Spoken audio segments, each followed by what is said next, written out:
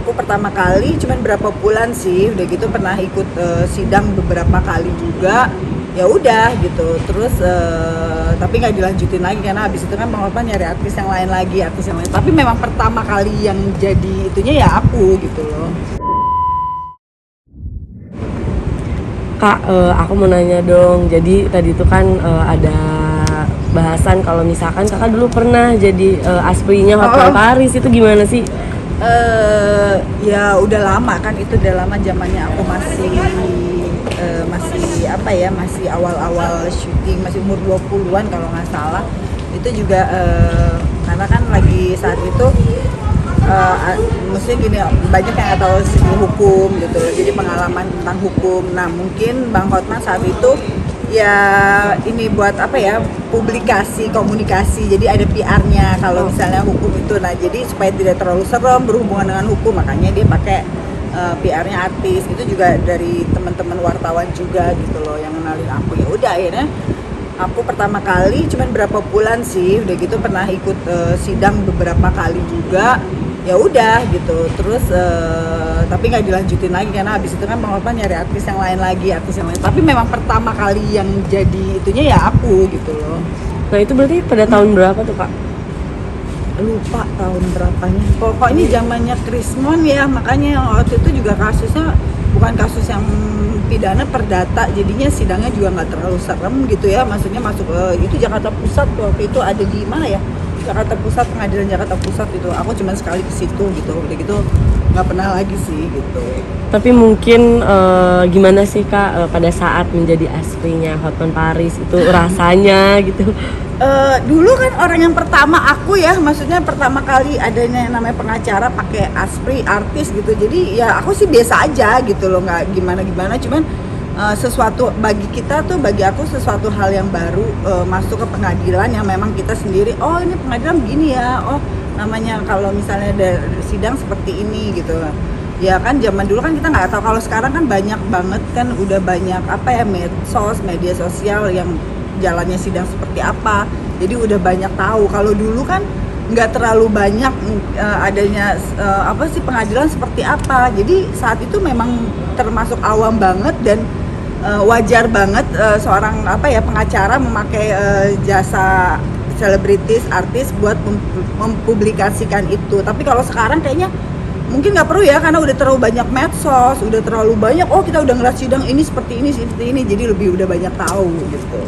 Oke Kak, berarti kakak sendiri udah terbiasa lah dengan lingkungan pengacara nih. Berarti apakah karena itu juga nih sekarang suami kakak jadi pokoknya maksudnya Ya, di pengacara jadi juga? pada saat itu akhirnya aku banyak link pengacara. Nah termasuk almarhum Sukma Ayu sama Bijah, waktu itu ada masalah, akhirnya juga aku cariin pengacaranya, dan kebetulan yang pengacara yang aku cari yang sekarang suami aku gitu loh. Jadi sejak saat itu memang lebih banyak kenal, bergaul sama pengacara-pengacara gitu. Ya ada bagusnya gitu loh. Berarti itu awalnya ya bertemu Ya dengan sebenarnya bukan awalnya ketemu sama suamiku sekarang sama Bang Teman, cuman memang aku akhirnya oh ternyata maksudnya gini, kita nggak lebih banyak linknya, jadi aku lebih tahu, oh ini pengacara ini lebih menguasai kasus ini, pengacara ini lebih nggak kasus ini, jadi banyak lah gitu loh, kayak jadi lumayan aku banyak kenal pengacara sejak saat itu, karena kita pernah berapa kali ngumpul, tapi bukan karena Bang Hotman ya, karena beberapa memang aku akhirnya lebih banyak main ke link pengacara. mungkin sosok suami sendiri itu seperti apa sih? Ya suamiku alhamdulillah bagi aku sosok suami yang baik ya, terus sosok bapak yang baik yang berusaha pengen menyenangkan anak-anaknya gitu loh. Jadi dan perfeksionis banget. Tapi pernah nggak sih Kak berbeda pendapat gitu sama Ya suami? sering lah berbeda pendapat, tapi yang nggak jadi satu kendala yang serius banget bisa diituin ya. Kayak aku bilang tadi, beda pendapat aku dengan cara emosi menyelesaikan masalah, kalau dia nggak itu aja gitu. Tapi ya akhirnya kita ketemu titik poin juga, maksudnya titik temu yang memang ada yang ngalah lah gitu. Kak waktu itu juga pernah nih nonton DWP sama anak, sama suami juga. Itu gimana sih ceritanya? Ya seneng lah, maksudnya aku seneng bisa jalan bareng sama anak aku sekarang, karena anakku udah gede gitu loh. Jadi kita kita ngerasa kayak temen.